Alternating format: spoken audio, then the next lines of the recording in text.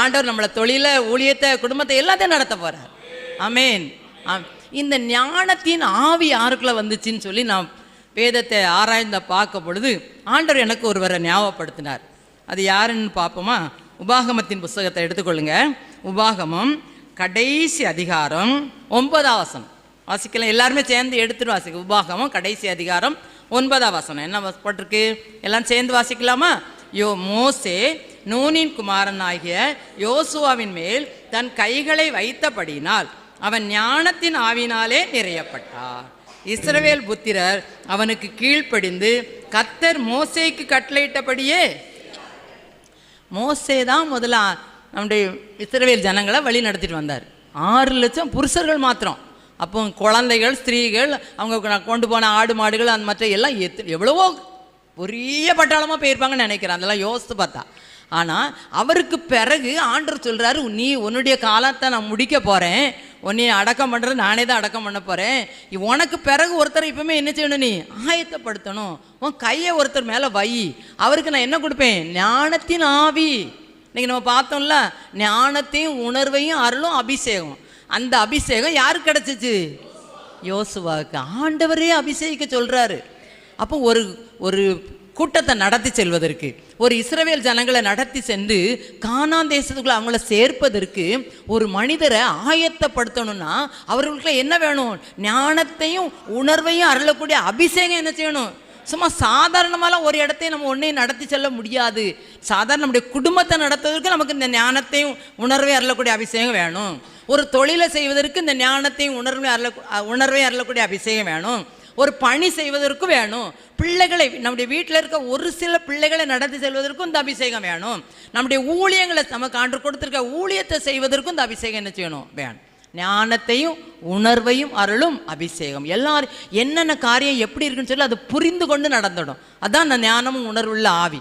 அந்த ஆவி ஆண்டவர் நமக்கு தந்துட்டார்னா, எப்படி அந்த யோசுவா அந்த ஆவி பெற்றதுனால அவர் எப்படி அந்த மோசே நடத்தி சென்றதை விட அதிகமாக நடத்தி சென்றார். அல்லேலூயா. மோசே நன்றாக நடத்தினார். அதை காட்டிலும் அதிகமாக இவர் என்ன செய்தார்? நடத்தி சென்றார். மோசே தன்னுடைய பொறுப்பை இவர் கையில் அந்த ஞானத்தின் அபிஷேகத்தை பெற்றவுடனே விட்டு கொடுத்துட்டாரு. அவரை கர்த்தரே அவருடைய லைஃப்பை முடித்து எல்லா காரியமும் செஞ்சு முடிச்சிட்டாரு. மோசே என் வீட்டிலேங்கும் உண்மை எல்லா காரியத்திலும் பெர்ஃபெக்ட் தான் மோசே. அதை காட்டிலும் பெர்ஃபெக்டாக யாரை மாற்றினார்? ஆண்டவர் யோசுவா. ஏன்? அவருக்கு என்ன வந்துச்சு? ஞானத்தின். இதுக்கு முன்னால் ஒரு இடத்துல அவரை பற்றி போடப்பட்டிருக்கோம். அவர் எங்கே இருந்தாராம் தெரியுமா? பணிவிடையை விட்டு என்ன செஞ்சாராம்? நீங்காமல். யாத்ராகமம் நினைக்கிறேன். யாத்ராகமத்தின் புஸ்தகம், யாத்ராகமம் யாத்ராகமத்தில் போடப்பட்டு யாத்ராகமத்தின் புத்தகம் 33ஆவது அதிகாரத்தில் 12ஆம் வசனத்தை பாருங்க. 11. ஒருவன் தன் சிநேகிதனோட பேசுவது போல கர்த்தர் மோசையோட முகமுகமாய் பேசினார். பின்பு அவன் பாளையத்து, மோசையோட ஆண்டவர் பேசுறாரு. அந்த பேசி முடிச்சோன்னா பாளையத்தை பார்த்து யார் போறா? மோசே போறா. அங்கே என்ன நடந்துச்சு பாருங்க. நூனின் குமாரனாகிய யோசுவா என்னும் அவனுடைய பணிவிடைக்காரனாகிய வாலிபன் ஆசரிப்பு கூடாரத்தை விட்டு, ஆசரிப்பு கூடாரத்திலே இருந்திருக்கிறாரு சின்ன வயசுல. யார்? இந்த யோசுவா. ஆண்டவர் முகமுகமாக மோசைட்ட பேசினாரு. அவர் போறாரு பாளையத்துக்கு. அங்கே போனால் அந்த ஆசரிப்பு கூடாரத்தை விட்டு எங்கேயுமே போகாமல் ஆண்டவருடைய சமூகத்தில் யார் உட்கார்ந்துட்டு இருக்கா? அப்படிப்பட்ட ஒரு ஆளை தேர்ந்தெடுத்து தான் அவருக்கு ஞானத்தையும் உணர்வையும் அருளக்கூடிய அபிஷேகத்தினால அந்த மோசையை கையை வைத்தார், நிரப்பப்பட்டார்.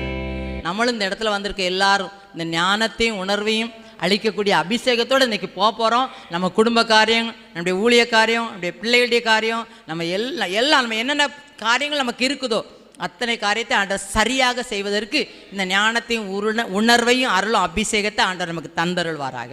இந்த அபிஷேகம் இவருக்குள்ள இருந்ததுனால இந்த யோசுவா என்னெல்லாம் செய்தார் என்று சொல்லி நிறைய காரியங்கள் இருக்குது.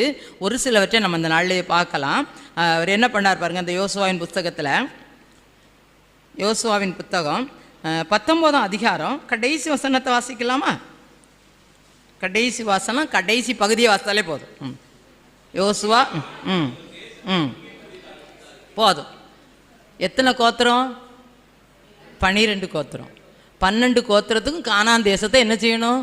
பங்கு வைக்கணும். இன்றைக்கி ஒரு வீடு தான், ஒரு வீட்டில் உள்ள சொத்து தான், ஒரு வீட்டில் உள்ள பிள்ளைகள் தான் ஒரு சின்ன சொத்தை பங்கு வைக்கணுமா, எனக்கு கூட கொடுத்துட்டான், அவங்களுக்கு கூட தந்துட்டான், அங்கே போயிட்டான், நான் கேஸுக்கு போகிறேன், அங்கே போகிறேன், என்னெல்லாமோ நடக்குது உலகத்தில். ஆனால் இந்த யோசுவாக்களை ஞானத்தையும் உணர்வையும் அருளக்கூடிய அபிஷேகம் இருந்ததுனால கானான் தேசம் முழுவதையும் 12 கோத்திரத்துக்கு யாரும் கேஸுக்கு போனதா இல்லை, யாரும் வக்கீல் நோட்டீஸ் விட்டதா இல்லை. நான் பைபிளை புரட்டி பார்த்தேன், என் பைபிள் இல்லை, உங்கள் பைபிள், யாருடைய பைபிளே அது இருக்குதா? இல்லை. கிடக்குதா? கிடைக்காது. இருக்குமா? இருக்காது. ஏன்? அதை பங்கு வைக்கிற மனிதர் யாரு? ஞானத்தையும் உணர்வையும் அளித்த அருளப்பட்ட அபிஷேகத்தினால் நிறைந்த யோசுவா பங்கிடுறாரு. அப்போ அவர் பங்கிடுற அந்த இடத்துல ஏதாவது பிரச்சனை வருமா? என்ன பண்ணுறாரு? சீட்டு போட்டாரியா, சந்தோஷமாக பங்கிட்டார், எல்லாவற்றையும் பங்கிட்டு முடித்து விட்டார் அப்படின்னு இந்த வசனம் கடைசி பகுதி சொல்லுது. அப்போ பாருங்க, நம்ம வீடுகள்லையும் இப்பொழுதே நம்ம வீட்டின் காரியங்கள் பங்கு வைக்கிறதெல்லாம் சரியாக, ஒருவேளை சீட்டு போட முடிஞ்சால் ஜோமணி சீட்டு போட்டே பங்கு வச்சுருங்க, அல்லது சந்தோஷமாக பங்கு வச்சுருங்க. இப்போமே பெரியவங்களாக இருக்கிற எல்லாரும் இதில் கரெக்டாக என்ன செஞ்சுருக்கேன், நம்ம காலத்துக்கு வர நம்முடைய பிள்ளைகள் இந்த காரியத்தில் என்ன செஞ்சுட்டு இருக்கக்கூடாது. இது எந்த அபிஷேகம் வந்தால் தான் இதை செய்ய முடியும்? ஞானத்தையும் உணர்வையும், அண்டர்ஸ்டாண்டிங், புரிந்து கொள்ளக்கூடிய, நம்ம வீட்டு பிள்ளைகளை புரிந்து கொள்ளுது, நம்முடைய நலத்தின் காரியங்களை எல்லாத்தையும் இப்பொழுதே புரிந்து கொண்டு சரியாக செம்மையாக செய்து முடிச்சிட்டிங்கன்னா நாளைக்கு அந்த அபிஷேகம் உங்கள் பிள்ளைகளையும் நடத்தும். ஆமென். ஞானத்தையும் உணர்வையும் அருள் அபிஷேகம் யாருக்குள்ள இருந்துச்சு? யோசுவாக்குள்ள. அவருக்கு யோசுவா மோசைக்கு பிறகு என்ன பொறுப்பை கொடுத்துட்டு போயிட்டாரு? இந்த கானான் தேசத்தை நீ எல்லாருக்கும் என்ன செய்ய கொடுப்பா? பங்கிட்டு கொடுத்துரு. 12 கோத்திரத்தில் அந்த இஸ்ரவேலுக்கு எகிப்திலேருந்து திரும்பி வந்தவங்க 6 லட்சம் புருஷர்கள் மாத்திரம். அப்புறம் ஸ்திரீகள் எவ்வளோ வந்திருப்பாங்க, குழந்தைகள் எவ்வளோ வந்திருப்பாங்க. ஆனால் கானான் தேசத்துக்குள்ள பிரவேசித்தது மோசேயும் இந்த யோசுவாவும் காலேப்பும் தான். அவங்களுடைய பிள்ளைகள் அந்த முதல் தலைமுறை வந்தவங்க தான் அழிக்கப்பட்டிருப்பாங்க நான் நினைக்கிறேன். எனக்கு ரொம்ப பைபிள் ஆராய்ச்சிலாம் தெரியாது, ஆண்டவர் சொல்கிறது தான் தெரியும். அந்த மற்ற அதுக்கு பிறகு அதனுடைய சந்ததிகள் எவ்வளவோ பெருகியிருக்கும், அவ்வளவு இருக்கும். அந்த இடத்த அவர் என்ன செஞ்சார்? மகிழ்ச்சியோடு, ஒரு வழக்கு இல்லாமல், ஒரு சண்டை இல்லாமல், சரியாக தெளிவாக கரெக்டாக பங்கிட்டு முடித்தார். அப்போ ஞானத்தையும் உணர்வையும் அருளும் அபிஷேகம் எனக்குள்ளேயும் உங்களுக்குள்ளேயும் இருந்துச்சுன்னா என்ன காரியத்தை சரியாக பங்கிடணும்னாலும் அதை ஞானமாக செய்வதற்கு ஆண்டவர் அந்த அபிஷேகத்தை என்ன செய்ய போகிறார் நமக்கு. அல்லேலூயா. இது யாரால் முடிஞ்சிச்சு? யாரால் முடிந்தது? யோசுவா. ஏன்? அவருக்குள்ள என்ன இருந்துச்சு? ஞானத்தையும் உணர்வையும் அருளக்கூடிய அபிஷேகம் இருந்துச்சு. இன்னைக்கு பெரியவராக இருக்கிறவங்க நம்முடைய குடும்பத்தின் காரியங்களை இப்பொழுதே என்ன செய்யுங்க? செட்ரைட் பண்ணிடுங்க. அல்லேலூயா. அல்லேலூயா. இது ஏற்கனவே நமக்கு ஆபிரகாம் போதிச்சிருக்கிறாரு. அவருடைய மற்ற மறுமனையாட்டு மற்றவருடைய பிள்ளைகளுக்கெல்லாம் நன்கொடை கொடுத்தாரு, ஈசாக்கு மட்டும் முழு சொத்தையும் கொடுத்தாரு. பைபிளில் இருக்குதுலாம். ஆமேன். இப்போ ஞானத்தையும் உணர்வையும் அருளும் அபிஷேகம் நமக்குள்ள இருந்தால் நம்மும் இந்த யோசுவா மாதிரி கரெக்டாக பங்கிட்டு முடிக்கிறதுக்கு ஆண்டவரே என்ன செய்வார்? உதவி செய்வார். அடுத்த இந்த யோசுவாட்ட இந்த ஞானத்தையும் உணர்வை அருளக்கூடிய ஆவி இருந்ததுனால என்ன நடந்து தெரியுமா? யோசுவா 24:15 அது பின்பகுதியை மாத்திரம் சொல்லுவோம். என்ன இருக்கு? நானும் என் வீட்டார் மோவென்றால் கர்த்தரையே. அப்போ ஒரு வீட்டார் அனைவரும் கர்த்தரை சேவிக்கணும்னா அவருக்குள்ள என்ன ஆவி இருக்கணும்?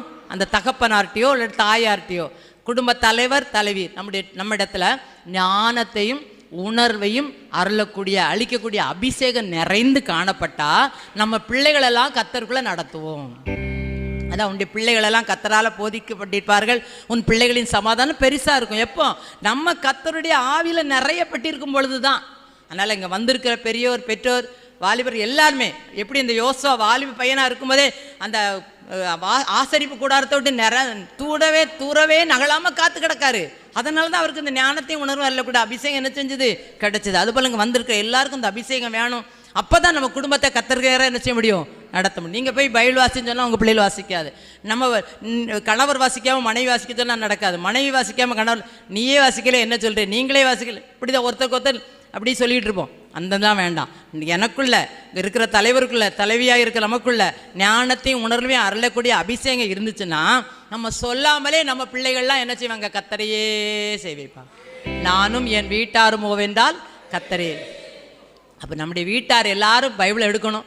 நம்ம வீட்டார் எல்லாரும் ஞானத்தையும் உணர்வையும் அளிக்கக்கூடிய அபிஷேகத்தால் நிரப்பப்படணும்னா ஒன்றே ஒன்று செய்யணும். முதல்ல அந்த வீட்டில் இருக்க தலைவர்கள், ஐயா அம்மா நிரப்பப்படணும். இங்கே வந்திருக்கிற நீங்களும் நானும் ஞானத்தையும் உணர்வையும் அளிக்கக்கூடிய அபிஷேகத்தில் நிரம்பி இருந்தால் நம்ம பிள்ளைகளை எல்லாம் நினச்சி வராங்க, நிரம்பிடும். அல்லேலூயா, அல்லேலூயா. அடுத்தது இந்த யோசுவாவிடத்தில் அந்த ஞானத்தையும் உணர்வையும் அளிக்கக்கூடிய அபிஷேகம் இருந்தனால என்ன காணப்படுன்னு பாருங்கள். அதே யோசுவாவின் புத்தகம் கடைசி அதிகாரத்தில் 31 வசனத்தை வாசிப்போம். 31 வசனம். ம் ம் ம் சரி. ஆமாம், யோசுவா உயிரோடு இருக்கும்போது தான் குடும்பத்தார் சேவித்தாங்க, இஸ்ரவேலை சேவித்தாங்கன்னு இல்லை. அவருடைய காலம் முடிந்த பிறகும் எல்லாரும் அவருடைய வார்த்தைக்கு கீழ்ப்படிஞ்சாங்க, கர்த்தரையே சேவித்தாங்க. ஒருவேளை நம்முடைய லைஃப் முடிஞ்ச பிறகும் நம்முடைய பிள்ளைகளின் பிள்ளைகள்லாம் ஆண்டவருடைய காரியத்தில் அப்படியே திடனாக நிற்கணும்னா இன்றைக்கி நாம் எல்லாரும் ஞானத்தையும் உணர்வையும் அளிக்கக்கூடிய அருளக்கூடிய அபிஷேகத்தினால் நிரப்பப்பட்டிருக்க வேண்டும். எப்படி ஒரு யோசுவா பணிவிடைக்காரனா, மோசையின் பணிவிடைக்காரனா ஆசரிப்பு கூடாரத்தை விட்டு நீங்காமல் இருந்தது போல நம்முடைய குடும்பத்தில் வீட்டில் கூடி ஜெபிக்கிறதும், தனியாக ஜெபிக்கிறதும், ஐக்கியத்தில் வந்து ஜெபிக்கிறதும், நம்முடைய ஜெப வேலை, நம்முடைய வேத வாசிப்பு வேலை, அபிஷேகத்தின் வேலைகள்லாம் நிரம்பி காணப்படும் பொழுது நம்ம காலத்துக்கு பிறகும் நமக்கு பிறகும் நீண்ட நாள் நம்முடைய குடும்பம் எல்லாம் ஆண்டவரையே என்ன செய்வாங்க. இது குடும்பத்தை மாத்திரம் போல அந்த எல்லா இஸ்ரவேல் மக்களும் என்ன செஞ்சாங்களாம். ஏன்னா இவர் இஸ்ரவேலரை வழி நடத்திட்டு வந்தவரையே தலைவர். அவர் ஞானத்தையும் உணர்வையும் அருளக்கூடிய அபிஷேகத்தை பெற்று அந்த ஆட்கள் எல்லாம் அந்த அபிஷேகத்தில் என்ன செய்வாங்க, வளர்க்கப்படுவாங்க, நிரப்பப்படுவாங்க, நடத்தப்படுவாங்க.